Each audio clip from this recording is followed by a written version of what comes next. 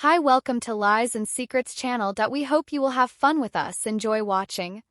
Every evening without exception, my father would involve me in an activity with our beautiful dog Milo that initially seemed odd but harmless, perhaps just a peculiar family habit that you simply accept.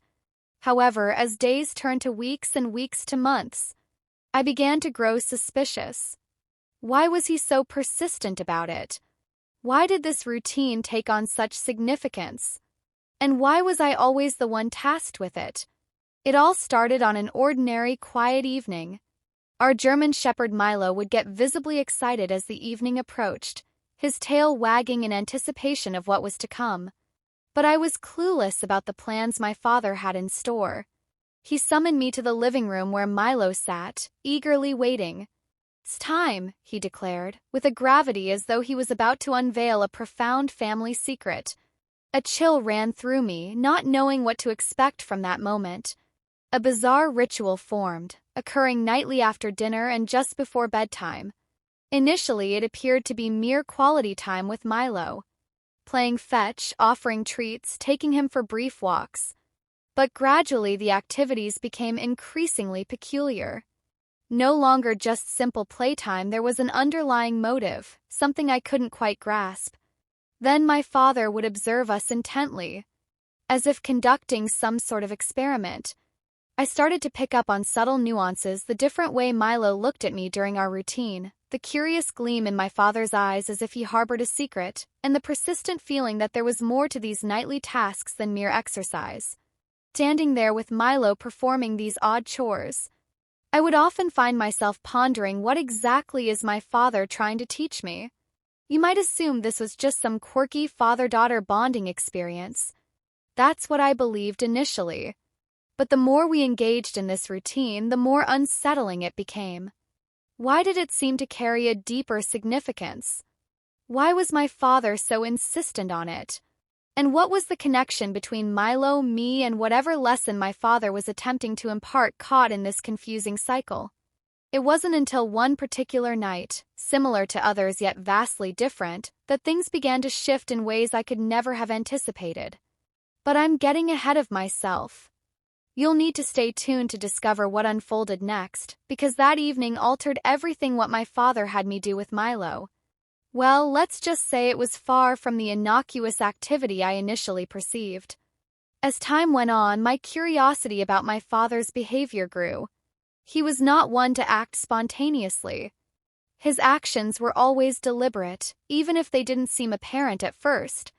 My father was a man bound by his routines, whether it was his morning routine of starting with a cup of black coffee, or how meticulously he arranged his tools in the garage. My father was a man of habits. However, this nightly ritual with Milo transcended simple routine. It held a mystery that eluded my grasp. Milo remained his usual self throughout, playful, loyal, and always ready to comply. He seemed to relish the attention, but his responses to the tasks were unusually precise, not mere beautiful dog tricks but calculated actions that seemed to carry a deeper intent, as if he understood exactly what was expected of him, and crucially why one night as we wrapped up our routine my father's voice carried a tone of seriousness, almost urgency. That was new to me. "You're getting better at this," he commented, nodding towards Milo. "It's important you understand. Milo has been waiting for you to catch on." His words struck a weird chord, suggesting there was more at play than simple interaction with the beautiful dog. A knot formed in my stomach, a sense of missing a crucial piece of the puzzle. Initially, I dismissed it as just another of my father's odd ways of encouragement, but his words lingered, haunting me. Milo has been waiting, but for what? What was this really about? Then one evening, something peculiar occurred. As I reached for leash, he gazed at me with a different intensity, almost as if assessing me, attempting to communicate something beyond my comprehension.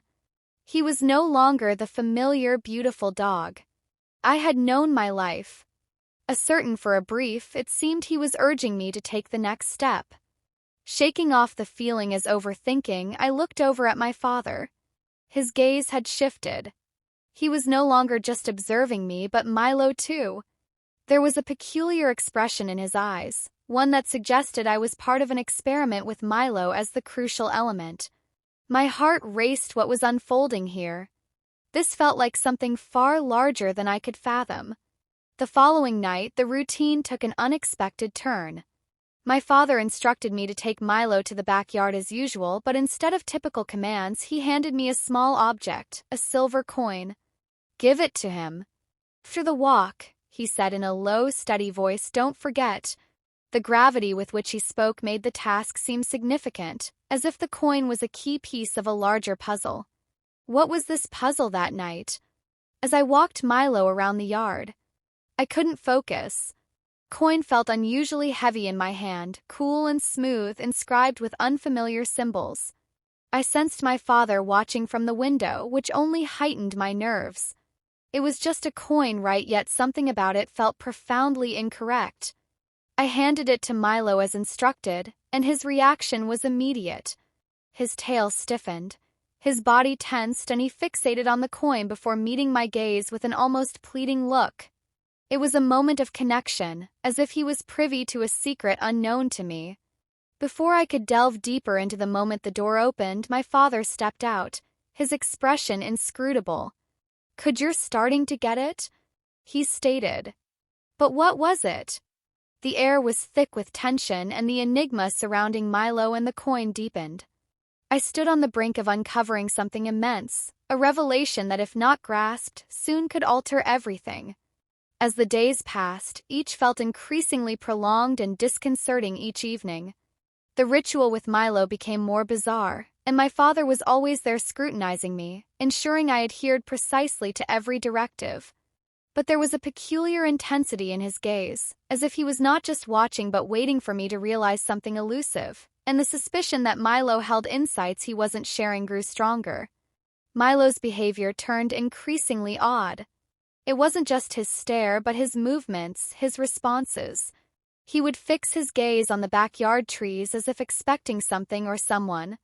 Occasionally, he'd dash to a specific spot, stop, and look back at me as if urging me to follow. Each instant sent a chill through me, leaving me clueless but unnerved. One evening, my father instructed me differently. "Take Milo for a walk in the park," he said, his voice taut with urgency. "It's important, pay attention to him." As we strolled through the deserted park, the only sounds were the crunching of leaves underfoot and Milo's panting. The air was charged with a palpable tension, and Milo seemed on high alert, his head swiveling, scanning our surroundings.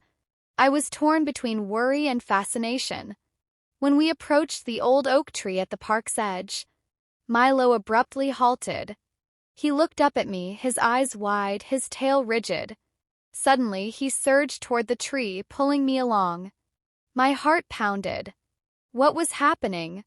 Why was Milo acting so peculiarly? I struggled to regain control as he pulled with unexpected strength, leading me towards something concealed in the tree's shadows. As we neared, the world seemed to close in, and my anxiety escalated. Milo's pace was determined, his body tense. "Milo, stop," I yelled, yanking harder on the leash, but he was unyielding. A dreadful premonition tightened in my gut. Something was profoundly amiss. Then, just as we reached the base of the tree, Milo halted abruptly. He stood stuck still, his gaze locked onto the ground. In the moonlight, a glint caught my eye. Something metallic and sharp, barely visible beneath the fallen leaves. I gasped my breath, hitching as I knelt down, apprehensive about what lay hidden there, the implications swirling ominously in my mind. As I knelt down, the leash still gripped tightly in my hand, my heart pounded against my C*******T. There, half buried in the dirt, was a small, tarnished box. My fingers trembled as I brushed away the leaves to fully reveal it. The box felt cold, ancient, as if it had lain there, waiting through countless seasons. But it wasn't just the side of the box that chilled me. It was the palpable shift in the atmosphere. Heavy with an air of expectancy. My father's words, "Milo has been waiting for you," echoed hauntingly in my mind. Was this the moment he had been alluding to? Was this what Milo had anticipated all along? And more critically, what would happen if I opened the box? My fingers hovered over the latch, Hesitating, there was something distinctly unsettling about it, almost as if the ground itself held its breath in suspense. Milo stood by, his gaze fixed on me, unwavering in the suffocating silence. The box was old, its surface etched with strange markings and symbols, unfamiliar yet oddly compelling, as if the box itself was beckoning me, drawing me in. Just as my fingers grazed the lid, a rustling sound broke the silence, initially soft and barely noticeable, but soon it amplified, resembling footsteps. My heart raced. I turned expecting to see my father, but we were alone, the park around us empty except for the looming shadows of the trees. Then Milo growled, a sound deep and menacing, unlike any I had heard from him before. It sent a wave of fear through me. He was not merely alert. He was protective, but what was he guarding against? Before I could react, a figure emerged from the shadows, a tall, imposing man, his face obscured by a hood. My blood ran cold. Who was he? And what was he doing here? The box in my hands suddenly felt heavier. I froze, clutching it tightly. As the figure approached, his movements deliberate and slow. Milo's growls grew deeper, his body tense, ready to defend the air, charged with tension. Something significant was about to unfold. I couldn't tear my eyes away from the mysterious figure, my mind swirling with questions. Who was he? Why was he here? You shouldn't have opened it. The man's voice was low and gravelly, sending shivers down my spine. I instinctively stepped back, pulling on the leash to keep Milo close. What do you want? I managed to whisper, my voice barely audible. He didn't respond immediately, but instead glanced down at the box. His expression unreadable. You've just unleashed something that shouldn't have been disturbed. He finally said. The gravity of his words struck me hard. Unleashed. What exactly? As I looked to Milo for any sign, his intense gaze was locked on the man. His initial growl fading into a disturbing calm. My instinct screamed to run, but my legs were as heavy as stone. The man took another step closer, and in that moment, something extraordinary occurred. Milo lunged at him with a fierce bark, but the figure raised his hand in a gesture almost acknowledging the attack, and Milo froze midair as if suspended in time. The man's voice then carried a strange authority. It's time for you to understand the truth. Milo isn't just a beautiful dog. He's a guardian. Before I could grasp his meaning, the ground beneath us trembled, opening up with a faint otherworldly glow. The symbols on the box began to shine, and everything, the park, the trees, the very air seemed alive, reacting to the awakening. I stumbled backward, my heart racing. As I realized the full scope of the situation, this was no simple ritual, it was something far greater, and I had been unwittingly drawn into it. Milo's eyes softened, and in that moment I understood. He hadn't been waiting for me to open the box. He had been waiting for me to be ready to confront the truth. As the ground split further, the man vanished, leaving me in an unsettling silence with Milo calm beside me, as if nothing had occurred. The glowing light retracted back into the earth. The symbols faded, and the box returned to its ordinary tarnished state, just a relic of the profound changes that had just unfolded. I realized then that the nightly routines with Milo weren't about mere tricks or bonding. They were preparations for something much larger, something beyond my initial comprehension. My father knew, and Milo had always known. But I had been oblivious until now. Turning toward home, a new sense of calm enveloped me. Not all mysteries were solved and much remained unclear, but for the first time I felt equipped to face whatever lay ahead. Milo was more than just a pet. He was a link to forces beyond ordinary understanding.